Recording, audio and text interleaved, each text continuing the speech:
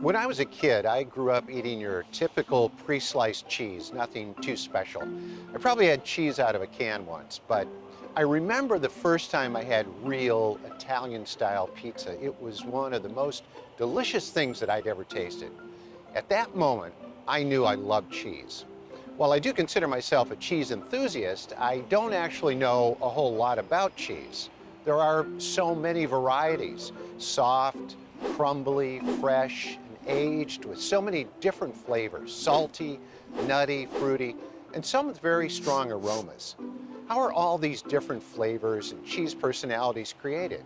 And what is unique about the taste of Bay Area cheese? I decided to find out. I wanted to start at the source where cheese is born, the farm. So I took a trip to Nacosho Valley Cheese Company in Marin County, California, to talk to Rick and Scott LaFranchi about their cheese-making process. We've been on our current dairy here in Nacosho since 1919, so this year we're celebrating our 100th anniversary. We had been to Switzerland back in 1973, and during that visit, our father had observed, wouldn't it be great to one day make the cheeses they made back there, which were totally unique to anything we'd ever experienced here. And so we didn't think too much about it at that time. We were all pretty young. But then in 2002, Dad passed away, and now the ranch was our responsibility, and we knew we had to do something to ensure the long-term stability. And so we decided to go ahead and pursue the idea of making cheeses, and then we're able to engage with a cheesemaker from the very same village our grandfather was from. What's similar to Switzerland and what's different about Switzerland when it comes to your cheeses? Well, first of all, our milk is completely different. With different cows, the cows eat different grasses. The milk is, in our case, our milk is really, really fresh. At least the cheesemaker we dealt with had to wait it was a couple days old when he made his cheese. But our cheese is very fresh and very high quality milk, and just the different grasses and hay and feed that the cows eat here is going to be different from what they have in Switzerland. Yeah, it's just, I think, the difference in the terroir. Like in Switzerland, they say the cows grazing on one side of the mountain or the valley, the milk will be slightly different than it is on the other side of the mountain. It's amazing how the terroir of an environment, the soil, climate, and even topography can have such an effect on the quality of the milk and impart flavor to the cheese. The cows here are free to graze more than 1,000 acres of organic, compost-enriched pasture land. During the springtime when the cows are in grass, I think there's a little bit sweeter flavor to the milk, which translates to the cheese. What are some of the other elements here that you think makes your cheeses distinct and unique? Well, I know that we get a lot of fog here during the foggy season. It really kind of affects especially the wash rind cheeses, forms a better, a nicer rind on the cheese with the salty air. Yeah, other than that, it's mainly the kind of the cheese making process that makes the difference. I mean, we're very, very gentle with our cheese. I think I told you one of our cheeses, or three of our cheeses, we actually hand ladle the curd. I got to watch some of the Nacosho Valley cheese being made right before my eyes.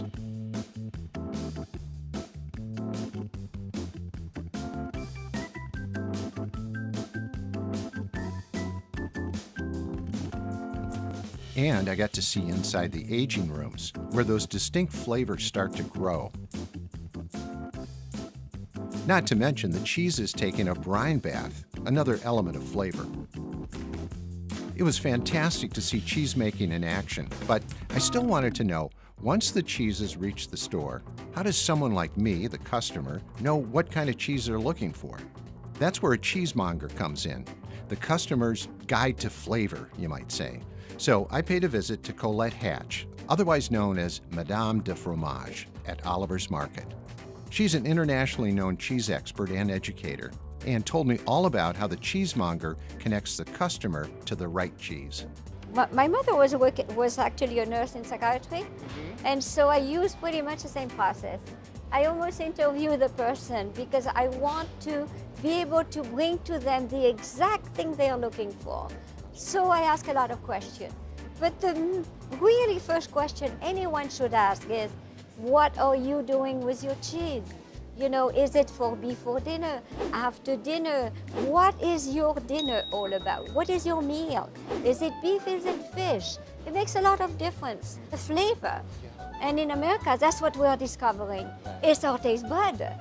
You know, it's how to use them. It's how to really appreciate flavor in a deeper level. That's exciting. Yes, it is very exciting. So your advice is don't be afraid of cheese. No, and that's really what our role as cheesemonger is actually. Our role is to be able to help people to bridge the gap in between the fear of not knowing something to your taste bud, the experience your flavor. Colette gave me a guided cheese tasting and showed me how to enjoy the cheese I was eating to the fullest. Okay, so what do you smell? Well, I smell the Alps. It doesn't smell stinky. It is not. It smells like a balanced cheese already. Yeah, a balanced cheese. Yes. So Let's taste it. Yeah.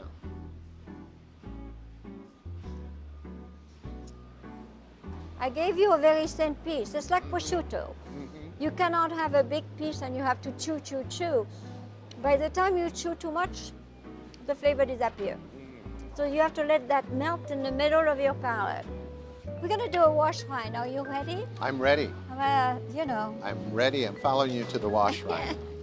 So when you say a wash rind, So it's exactly what it is that the Okay. cheesemaker washes the rind so many times a week. And so that will impart flavor to the cheese. This is San Geronimo, San and Geronimo. it is made locally with a local organic milk. Okay. And it's not too far from us. Okay. So you are eating local, right here. I love local. You're eating the terroir. Oh yeah. Look at that finish. Oh, I know. The finish Isn't is that like, wonderful? Yeah.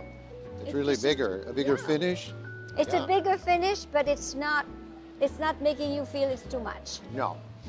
And that's the beauty of a balance and a good cheese, and also a good cheesemaker. You know, making cheese is the cheesemaker is really the keeper of the terroir, the keeper of nature. It's the facilitator. This is the person, the human being that has been called to work with nature in order for nature to be more able to express of what this is all about. Yeah. This is transformative. This changed my life. Thank you. Thank you so much. And for coming. well, thank you, and I'll be back.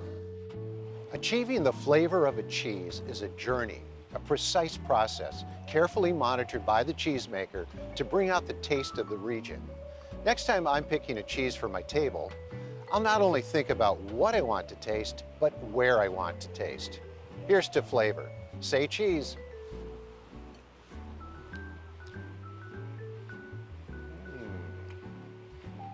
That's good.